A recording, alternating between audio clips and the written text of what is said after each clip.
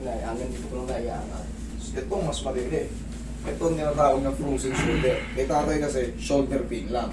Pag hindi nakaangat, ay frozen yan. Dito nagaganyan ko, pero hanggang dito lang ako. Dito na kaya. Hindi, ito, pwedeng ganyanin talaga. Kaya, oo. Pero pag ganito, Ganyan lang.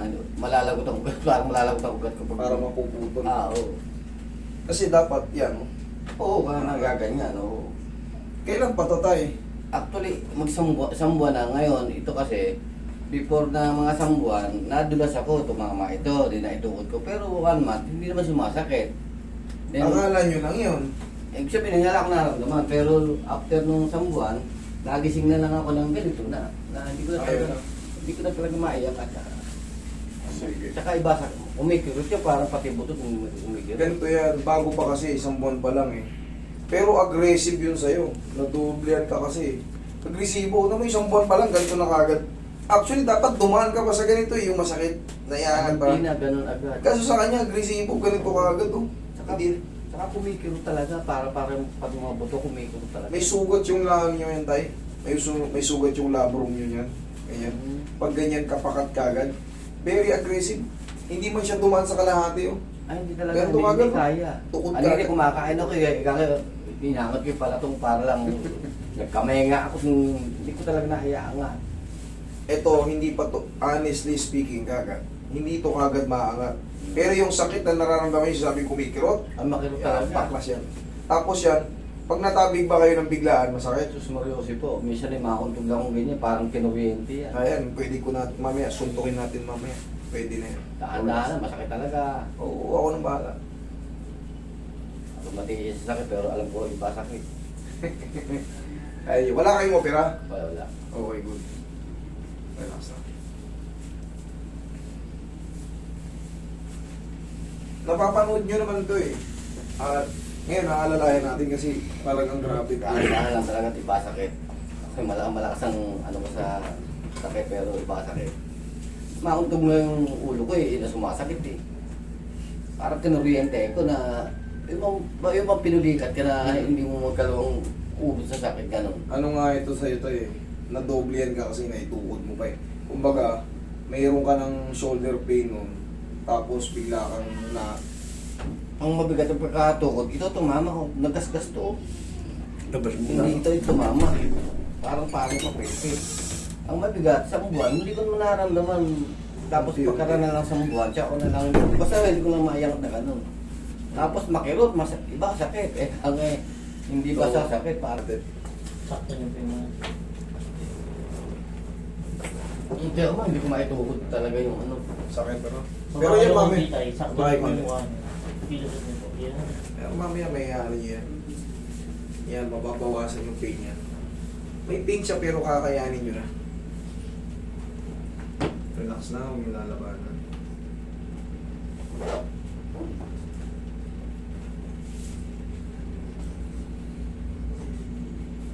Mahirap niya baka napunitan kayo ng ano eh, ng mga sa rotator cuff. Kasi nadulas kayo eh. Pero MRI kasi ang mga kapag ano, medyo mahal yun eh. Medyo mahal yun. Hindi na siya dumaan ng tendinitis, bursitis, hindi na eh. Okay lang. Yeah. Sige. Hindi ko nga, pati sigaw ko, hindi ko ba iyan eh. Taas niyo po itong mga... Ha? Sige, taas pa. Yan, sige. Lagay sa Okay. kamay yung... Ay, lagay sa tiyan yung kamay. Yan, lagay sa tiyan. Opo. Sige, yan. Relax na. Inhale. Exhale. Yan lang muna.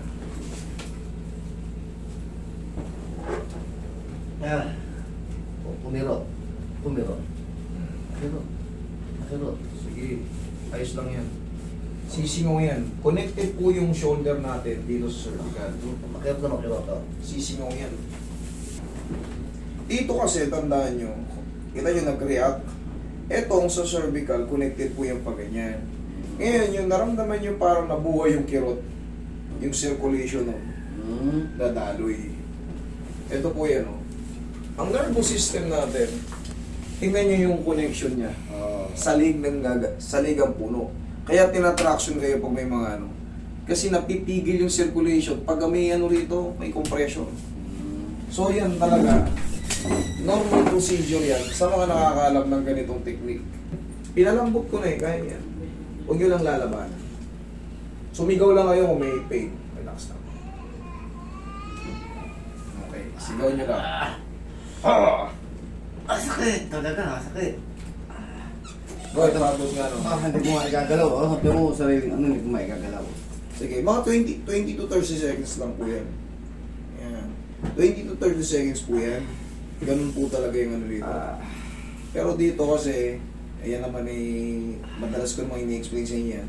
Pagka kayo ay may frozen shoulder, magbaon kayo ng 10 kilo na sa loob kasi makakaranas talaga kayo ng sometimes unbearable pain. Pero hindi siya dire-diretso. Hindi siya dire-diretso.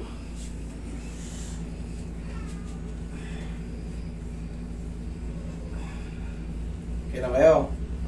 Okay. Last na to. Ito na yung pinaka-last. ito na yung pinaka-last. Okay. Wait lang ha. Pwesto lang kung para. Sige. Masakit. Ay, Basta yeah. sakit. Masakit talaga. Last na to. Thank you. Okay. Sige. 20 to 30 seconds.